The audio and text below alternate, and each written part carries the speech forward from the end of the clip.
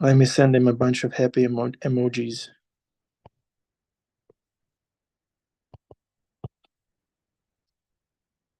Okay. I start every morning with Gulab Jamun. This is how sinful Bhima Prabhu is and how humble he is every morning. Okay. Let's see if it's Dayal Gauranga joining as Bhakti Center. Or it's me.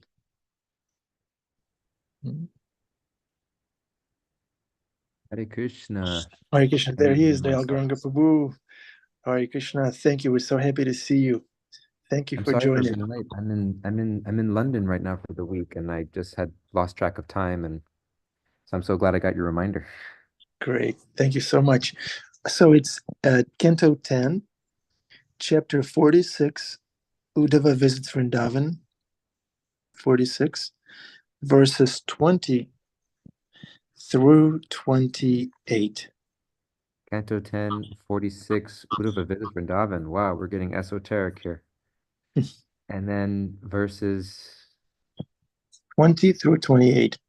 20 through 28. Okay, thank you. It's a lot of verses. Beautiful. Okay, let's let's do this, shall we? Let's do it. Okay, I will sing just a little clapping Jairada Madhava, although I can't completely clap so much because my hands don't work still. But we'll do a little. You don't have hands, you have wings. I got one wing. Yeah, one wing. I'm a one-winged bird still. Jaya Radha Madhava Kunja Bihari Jaya Radha Madhava Kunja Bihari Gopi Vallabha Girivaradari Jaya Gopi Vallabha Girivaradari Jashodanandana Prajajana Ranjana Jashodanandana Prajajana Ranjana Jamunatira Vanachari Jamunatira Vanachari Jaya Radha Madhava Kunja Bihari Jaya Radha Madhava Kunja Bihari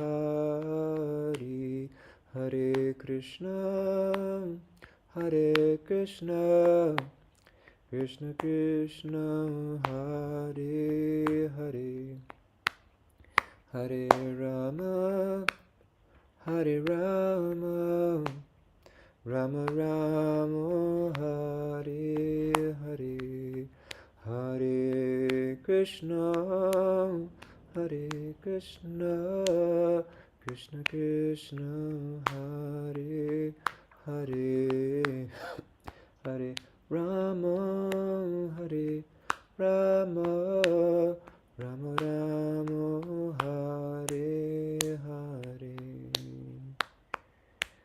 Jai Srila Prabhupada ki jai, Srimad Bhagavatam ki jai, Samaveda Bhakta Vrinda ki jai, Tagore Premanande. Om Namo Bhagavate Vasudevaya, Om Namo Bhagavate Vasudevaya, Om Namo Bhagavate Vasudevaya, Om Jnanatimarandasya Jnananjana Shalakaya, Chakshurunmilitam Jena Tasmai Shri Gurave Namaha. Mukham Kuroti Vachalam Bhungam Langayate Girim Yakripatamaham Vande Shri Gurum Dinatarinam.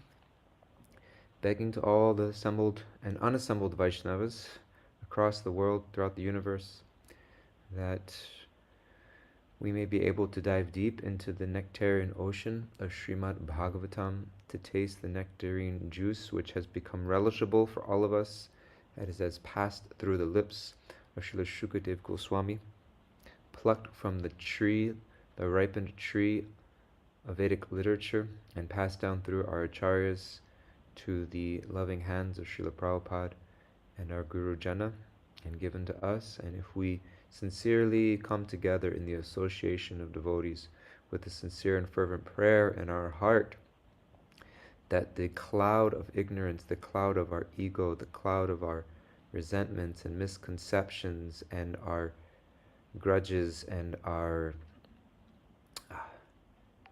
anarthas in the heart, which cloud our ability to see the sun of Krishna shining in our lives and in the lives of other people.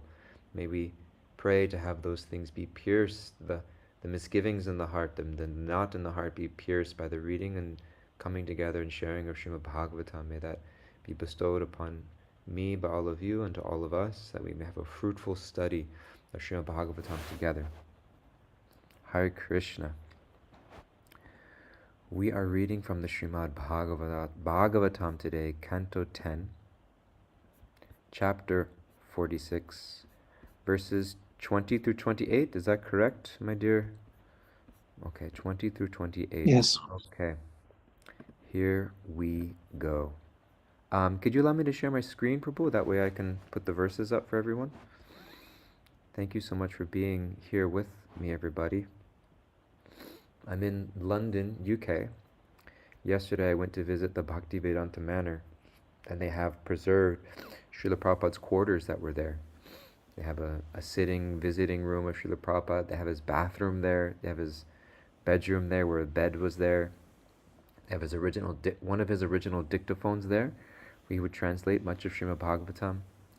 Although the chapter we're reading now is not the verse and translation of Srila Prabhupada, it's of his disciples, but still he would translate a lot of Srimad Bhagavatam at the Bhaktivedanta Manor. And they have a display case of items that Srila Prabhupada used. So they had his watch there, they have a tongue scraper there, they have his milk of magnesia medicine there. So there's so many sweet things that are there. There's a lota that he would use in the bathtub. So it was a very sweet remembrance of feeling Srila Prabhupada's presence. So we can feel Srila Prabhupada's presence here in the Bhagavatam, which was, this verse has been translated by his beloved disciples. Text 20. Davegnervata varsakcha vrisha sarpakcha rakshita duratyayebhyo mrityubhya krishnena sumahatmana. We were saved from the forest fire, the wind and rain, the bull and the serpent, from all such insurmountable deadly dangers by that very great soul, Krishna. Okay, who is speaking here? Is it the gopis speaking to Uddhava? Someone want to enlighten me?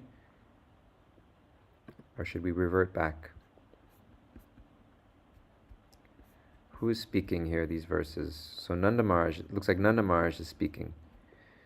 Nanda Maharaj is speaking. So Uddhava arrives at Nanda Maharaj's home, and then it looks like Nanda Maharaj is addressing, Yajumana Jai said, Nanda Maharaj is addressing Uddhava. So this is a really special, important chapter of Srimad Bhagavatam. Who wants to tell me why Uddhava was sent to Vrindavan? So Uddhava is visiting Vrindavan. Who is Uddhava, by the way? What is his relationship to Krishna?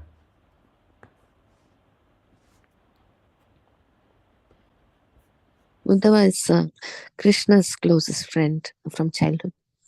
Uddhava is a very close friend of Krishna, yes. He also has a family relationship to Krishna. Anybody know what it is? Cousin?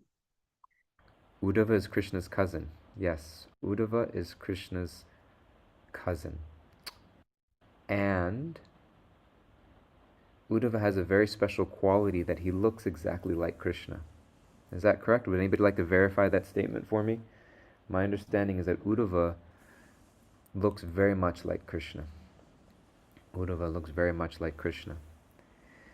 And if I'm not mistaken, Vidura, when Krishna left this world, Uddhava was instructed to stay behind, even though he wanted to leave. He didn't want to be here if Krishna wasn't here. And it was Vidura that originally approached, it was Uddhava that Vidura, in the 3rd canto, 4th canto, 5th canto of Bhagavatam, approach to receive transcendental knowledge, because Uddhava was so close to Krishna, and he received instruction from Krishna in the Bhagavad Gita. Does anybody know what that section of Bhagavatam is called? There's a section of Bhagavatam. It's not labeled in the chapters, but it's widely known as a certain collection of instructions from Krishna to Arjuna, to Uddhava. Uddhava Gita, that's called. Uddhava Gita, yes. There's the Uddhava Gita in the 11th canto of Srimad Bhagavatam, where Krishna speaks in the same way that he gave transcendental knowledge to Arjuna. He's speaking to Uddhava, and it's called the Uddhava Gita. So Uddhava had all of this knowledge and association with Krishna, but he denied giving instruction to Vidura. For what reason?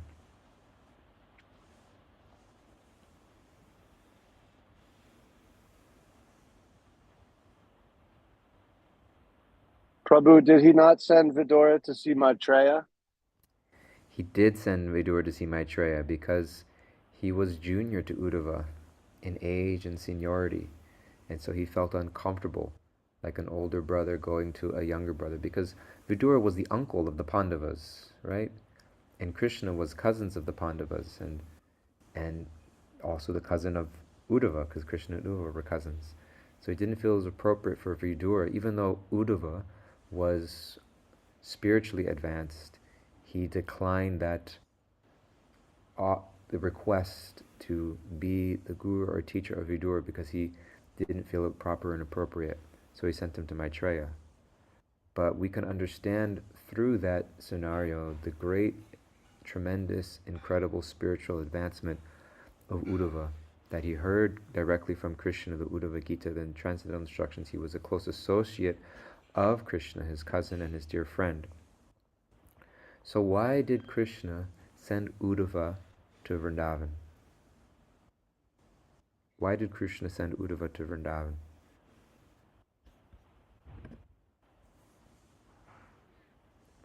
To comfort the Brijvasis because he was away. I'm sorry? To comfort the Brijvasis since Krishna was no longer there. Thank you. To comfort the Brijbasis because Krishna was no longer there. And where was Uddhava coming from?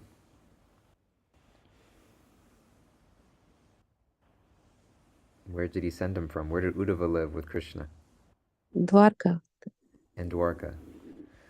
So Uddhava was sent from Dwarka to see Krishna, to comfort the Brijbasis. There's also another reason. That is you can say almost the external reason. The internal reason was that Krishna wanted to glorify the residents of Vrindavan. He wanted to demonstrate to Uddhava, who was a Dwarkabasi, the intimate, loving affairs of the residents of Vrindavan and their mood of love. So when we study the Jagannath Rathayatra, the Jagannath pastime, one of the stories of how the form of Jagannath came about was that Krishna and Balaram were in Dwarka, and all the ladies of Dwarka, they would hear these stories of Vrindavan, and they would want to understand what is so special about Vrindavan, what are the stories of Vrindavan, and the only person there in Dwarka who had also experienced Krishna's pastimes in Vrindavan was Rohini. And they would ask Rohini to tell stories of Vrindavan, and she said, I'll tell you these stories, but nobody else can hear them. They are so esoteric, they are so sweet, they are so deep and personal that no one else can hear them. So we will send Subhadra to guard the door to make sure that nobody comes and hears them while I tell these stories to you. So Subhadra would go and she would listen, she would guard the door to make sure that Krishna and Balaram and nobody else would come and hear them. And as they were telling the stories inside the room, Subhadra was leaning into the keyhole and she heard the stories and she became enamored by these stories that she forgot her duties to guard the door, and Krishna and Balaram walked by. And they also leaned in and started hearing the stories of their own pastimes of Vrindavan, and they were bewildered and bewitched by the sweetness of their own stories, that their eyes became big and their limbs drew into the body as they became conquered by the sweetness of the pastimes of Vrindavan. And that was the origin of the Jagannath form, that Jagannath, Baladev, and Subhadra, the big eyes and the retracted limbs. So we get this sense of the stories of Vrindavan and the sweetness of the devotees of Vrindavan. So This story of Uddhava going to Vrindavan is also the story of Krishna wanting to highlight the sweetness of his devotees in Vrindavan, and specifically sending his devotee and cousin Uddhava to Vrindavan to witness and observe. And at the end of it, Uddhava, he understands the depth of devotion of the devotees of Vrindavan. Specifically, he meets Radharani and the gopis, and he prays to become a blade of grass to be trampled on by those gopis in Vrindavan.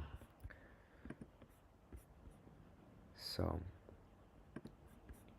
this is the backstory of why Uddhava is going to Vrindavan and what he encounters, and why these stories and pastimes have been translated for us, and what Srila Prabhupada was trying to give us.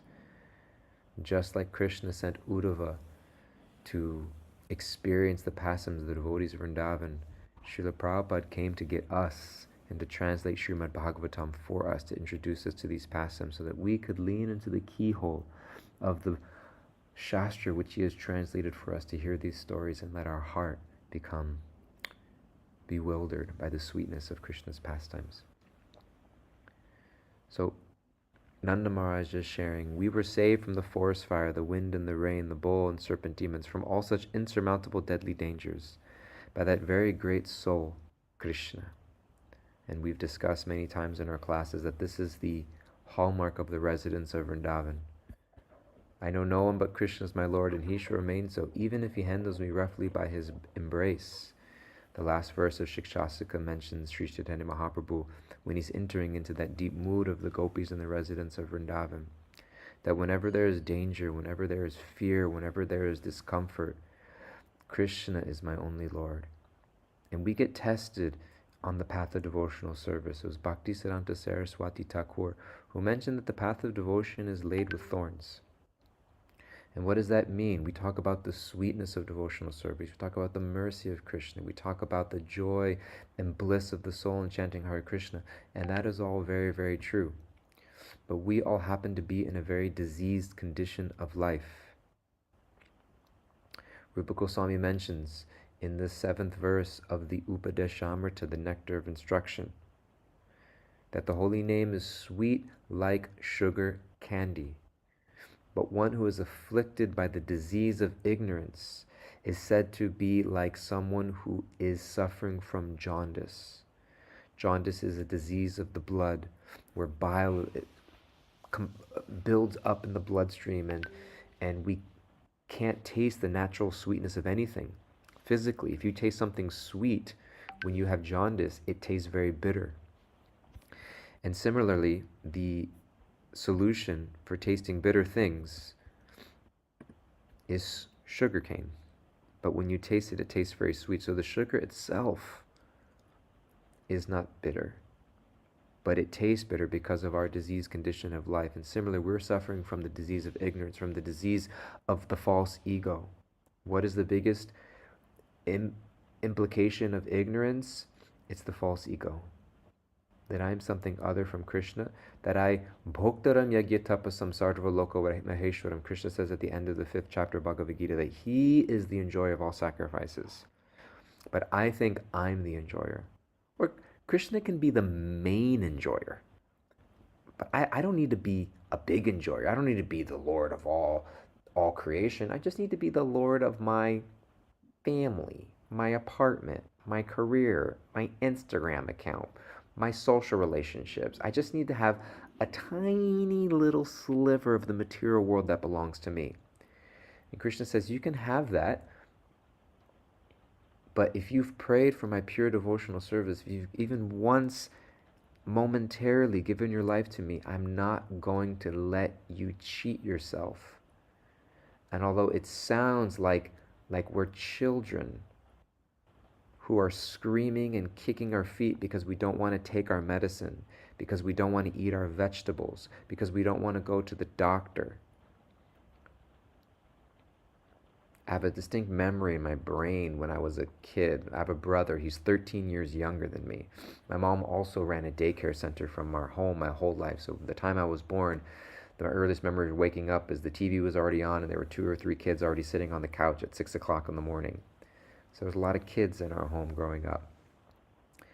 And I have distinct memories of my brother being a little baby. He was 5 years old when I moved out of the house and joined the ashram. So I was there in the home when he was 0 to 5 years old, and he would get sick sometimes. And I remember one time when he was sick, he was just sitting on the couch and he was just crying, and it was so painful to hear. He's just like, "Mom, I don't want to be sick anymore." And it's just so painful when a young child is suffering or when they're sick, and it's just like, oh, you want to do anything to take it away. But sometimes you know that when they're sick, there's certain things they should do and certain things they shouldn't do if they want to get better. We sometimes think, oh, they're sick, just let them do whatever they want, let them eat whatever they want, go to sleep whenever they want, etc. It's like, no, they need to be taking certain medicines. They shouldn't be eating certain foods if they want to get better, even though it's painful for them in the time being. And so we're like sick children that when Krishna is trying to administer a medicine to us, we're refusing. We're like spitting out the holy name because it doesn't taste the way we want it to in our disease condition of life. I know no one but Krishna as my Lord, and he shall remain so even if he handles me roughly by his embrace. Chaitanya Mahaprabhu prays in the last verse of Shikshastakam. And so similarly, the residents of Vrindavan, they exemplify this for us. That whether it seemingly tastes bitter or seemingly tastes sweet, they've made the commitment that my life belongs to no one else other than to Brajendra Nandana Sri Krishna.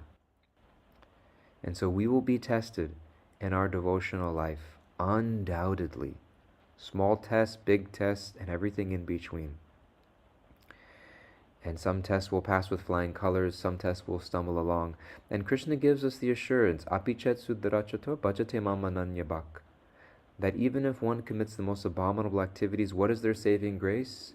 Is they are willing to be corrected and they're willing to recognize that although I may not be able to perform all the rules and regulations of Bhakti Yoga, Vaidhi Bhakti perfectly, I'm never going to give up my determination to love and serve Krishna and his devotees. The only thing I have to lose is my false ego. And what a tremendous burden that is anyways. Why wouldn't I want the opportunity to let go of that ball and chain of my false ego, which is tethering me to this material world?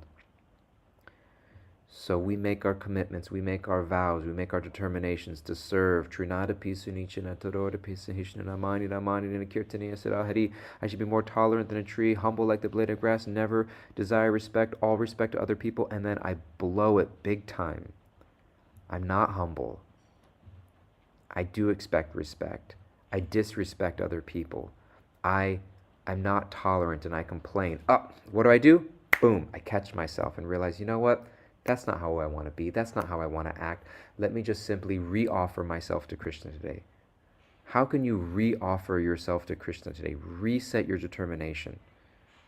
How can I practice being a devotee like the residents of Vrindavan? That I recognize that I know no one but Krishna as my Lord, and he shall remain so even if he handles me roughly by his embrace. That's the hallmark of a devotee. What does it mean to be a devotee? You're not a devotee when you start chanting a certain number of rounds, when you start following a certain number of principles, when you start waking up at a certain time of day, when you offer a certain number of flowers to the deity, when you attend a certain amount of Bhagavatam classes. Those criteria do not make somebody a devotee. They are expressions of how we grow in our devotional life. But what makes somebody a devotee is this determination in the heart that my goal of life is to come closer to Krishna. And although I may be in a diseased condition of life, of vidya, I want to continuously be throwing myself at Krishna's lotus feet, knowing that the difficulties that come in my life, the real solution is not revenge. The real solution is not vengeance. The real solution is not some sort of material justice. The real solution is not to get ahead in life. The real solution is to somehow attract my heart to that beloved cowherd boy, Sri Krishna. The residents of Vrindavan, they hold that in their heart. We were saved from the forest fire, the wind and the rain, the bull and serpent demons, from all such insurmountable deadly dangers, by that very soul, Krishna. And then we look back in our life, A really sweet meditation is to look back in your life and reflect that my greatest reversals, my greatest challenges, my greatest sorrows were in some way a gift from Krishna. That's a really high-level meditation, but a very sweet meditation for us to do. And when we see that, we're able to see how Krishna has not forsaken us and is continuing to show up in our life today. There's a beautiful song, a Christian song called Same God. It's called, I'm calling on the same God. I'm calling on the God of Moses, the one who separated the ocean. I'm calling on the God of Mary. I'm calling on the God of David. That God who, when you hear these stories, you hear these amazing, miraculous things that Krishna does for his devotees, and you think, God did work miracles then. He can work miracles today in my life now. It's not some different God of the Bible, some different God of the Bhagavatam. The one who protected the residents from forest fires, from serpents, the Kaliya serpent, from the bull demons, from the Trinavarta, from the Putanas, from the Bakasuras. That same Krishna who protected the residents from all those demons can protect me today. He may not protect my false ego. He may have to protect me from my false ego. And that may be painful, but it's ultimately a gift. Krishna is working miracles in your life. He has in the past and he will today. What is the evidence that Krishna has worked miracles in your life? That you're sitting right here listening to Srimad Bhagavatam in the Association of Devotees. What a miracle. There are 29 people in this Zoom call right now. You are in a very small percentage of people that somehow Krishna is inspired to come and hear Srimad Bhagavatam in the Association of Devotees. Next verse. Smaratam Krishna Virani Lila Panga Nirikshitam Hasitam Bhashitam Changa Sarvana Sitila Kriya. As we remember the wonderful deeds Krishna performed, right? Isn't it the meditation we just shared? To look back, what are the wonderful deeds Krishna's performed in your life?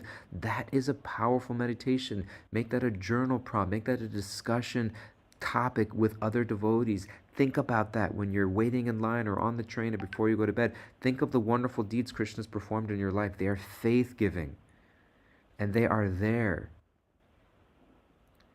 As we remember the wonderful deeds Krishna performed, his playful sidelong glances, his smiles, and his words odorful, we forget all our material engagements. You want to forget your material sorrows? Remember and think of the ways in which Krishna showed up in your life. And you know what the reality is? Krishna showed up, is showing up, and will show up in every moment of your life. He's there. We have to simply remember him. We ask the question, can you show me God? Can you see God? Where is God? Krishna is in every... It's raining where I am in London right now. Go figure. And there was somebody who told a story of Radhanath Swami. They were in India and they were playing mridanga. They were either in a kirtan or practicing. They're practicing mridanga beats. And it was raining outside as well.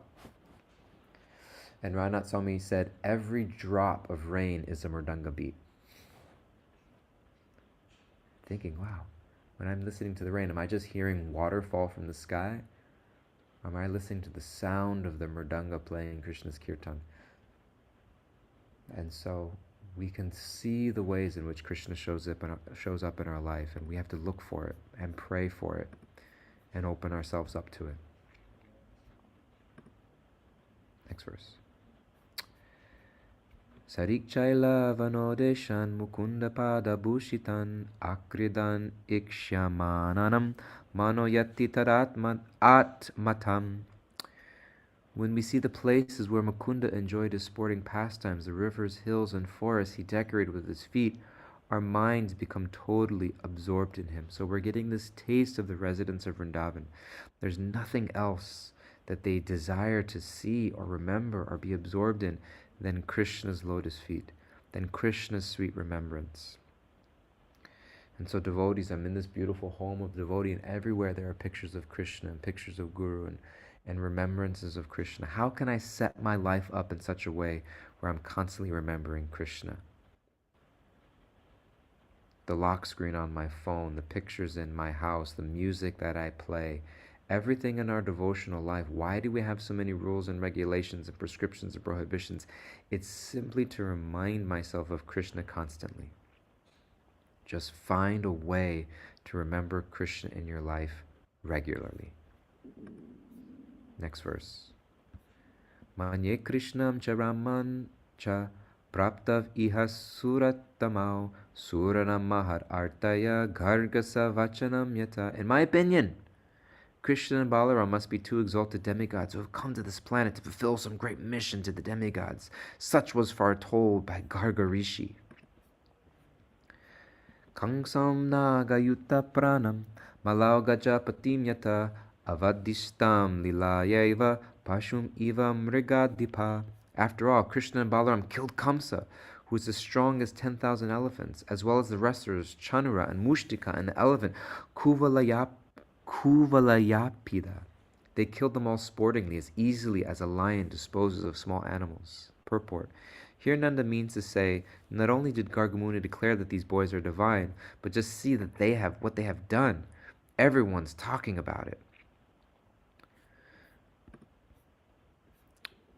Talatrayam mahasaram dhanuryastim ive bharat bhabanjaikena hastina saptaham adayad giram. Supposed to read to verse 28, right? Prabhuji? 28? I want to make sure I'm not going over or under. Yeah, okay. Through 28. With the ease of a royal elephant breaking a stick, Krishna broke a powerful giant bow 3 talas long. He also held a mountain aloft for 7 days with just one hand. According to Acharya Vishnu, a tala palm tree is a measurement of about 60 hastas or 90 feet. Thus, the great bow Krishna broke was 270 feet long. Pralambode nukarishtash trinarvato bakadaya daitya sura sura jito hata yena halilaya. Here in Vrindavan, Krishna Balaram easily destroyed demons like Pralamba, Denuka, Arishta, Trinavarta, and Baka, who had themselves defeated both demigods and other demons. Didn't we just talk about them? That Krishna destroyed all these demons. I'm calling on that same Krishna who destroyed those demons to come and destroy the obstacles in my life. And what are the obstacles in my life? It's not them outside of us. It's not my boss. It's not that other person. It's not the politicians. It's not the Republicans or the Democrats or this person. Who are the real demons in my life? It is my own anartas. Krishna, please, Krishna Surya Samamaya Hoya Andikar, rise like the sun in my heart and dissipate the demons in my heart. Please, O Krishna, that is my greatest demon, my pride, my anger, my envy, my illusion, my enmity, my malice, my resentments. Krishna, please destroy those anartas in my heart. Shri Shuka Uvacha Iti Samsmritya Nanda Krishna Nuraktadi Adyukt Kanto Bhavat Tushnim Prema Prasara Vivala. Shukadev Goswami said, thus intensely remembering Krishna again and again. Isn't this the theme of the whole section of verses? To remember Krishna again and again. It's mentioned twice. Samsmritya, samsmritya. Intensely and repeatedly remembering again and again. Nanda Maharaj, his mind completely attached to the Lord, felt extreme anxiety and fell silent, overcome by the strength of his love. So what is the result of continuous remembrance of Krishna? Is that we become overwhelmed by prema. Prema prasada vivala. That the love of Krishna overwhelms us. And we pray to become hijacked. Bhakti Tirtha Swami Maharaj would pray to become hijacked by the Lord. I'm already hijacked. I'm hijacked by my mind and my senses and my false ego. They are running the show. Ever have a moment where you're just like, oh, why did I say that? Oh my God, I can't believe, why did I do that? Oh, can't believe I did that. Because I was hijacked by my mind and my senses and my false ego. Knowing better doesn't necessarily mean that I do better. Because I may know better, but I still may be in the clutches of my false ego. And so we need to pray to be released from those shackles. And we pray by sincerely and continuously and repeatedly remembering Krishna and Krishna's pastimes and Krishna's devotee. Last verse with a little purport.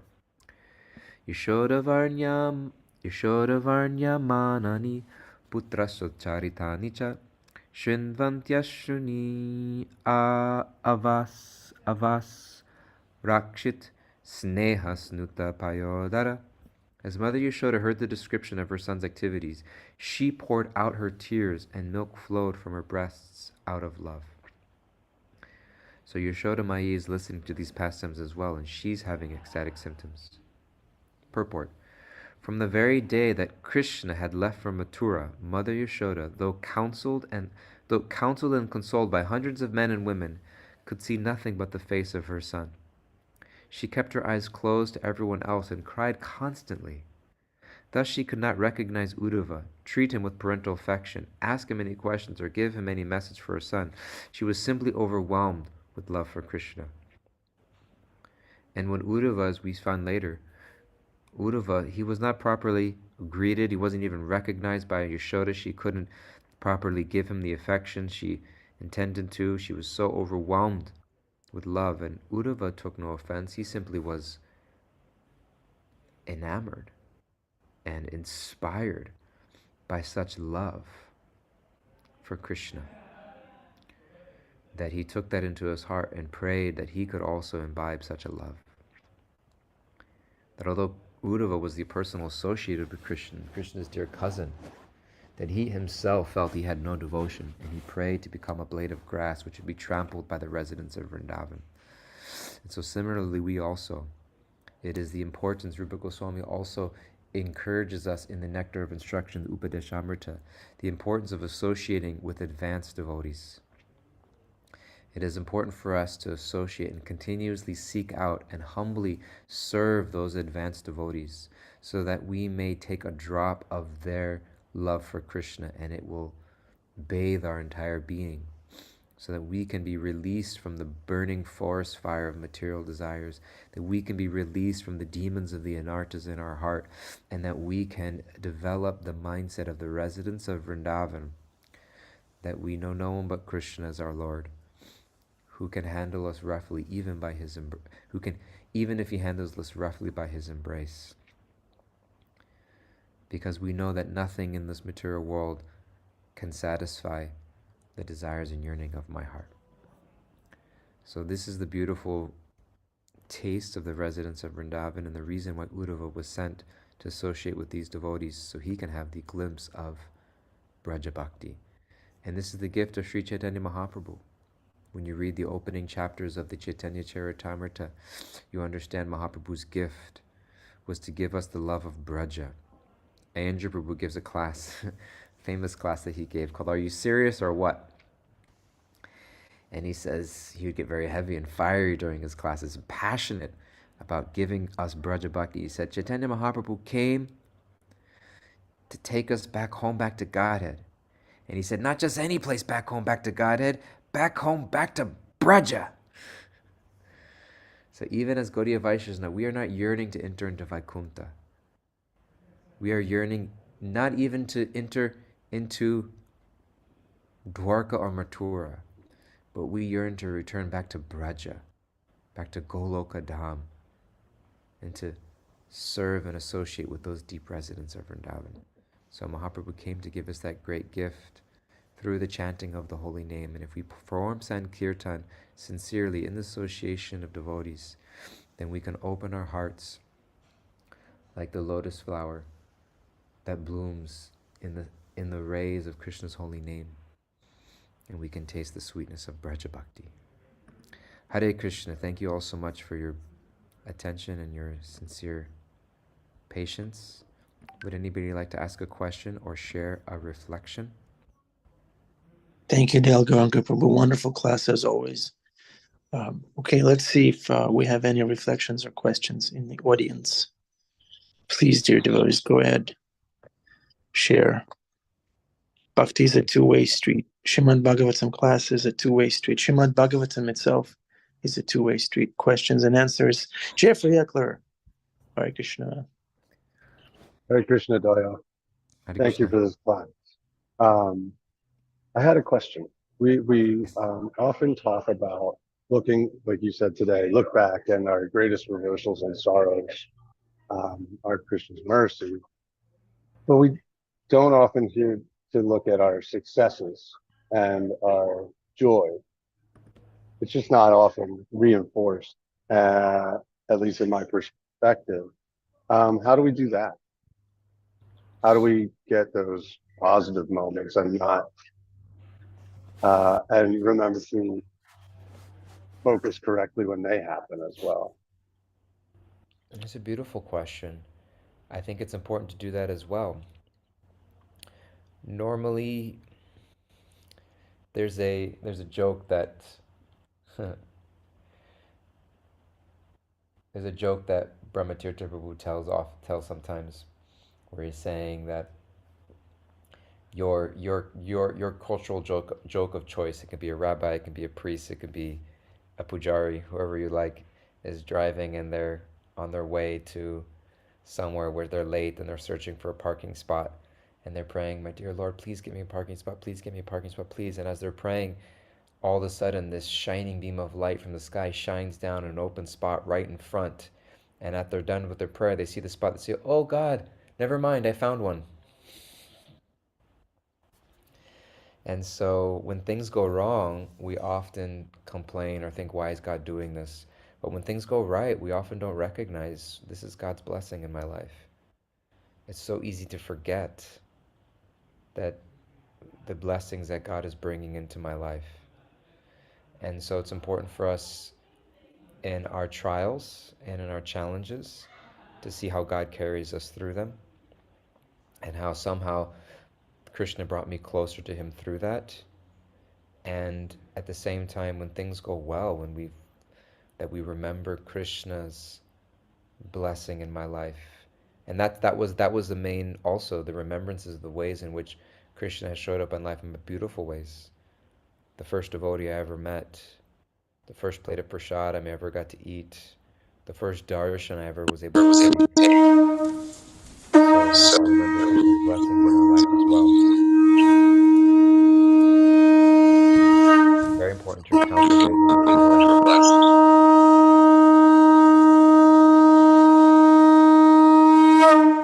Bhagavatam ki jai, Srila Prabhupada ki jai, Samaveda Bhaktivinoda ki jai.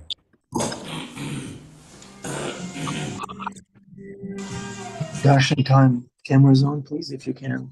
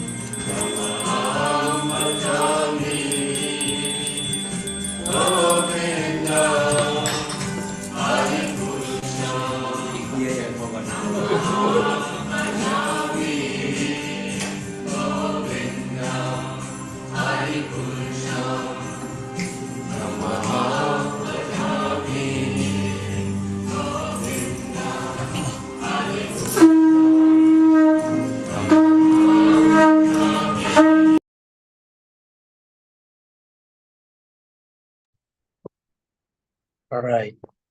It was very nice to see Vasudev, Sharup, Charan, Bhakti Sid, everybody in the temple room, everybody on the call. Venetia, Hare Krishna.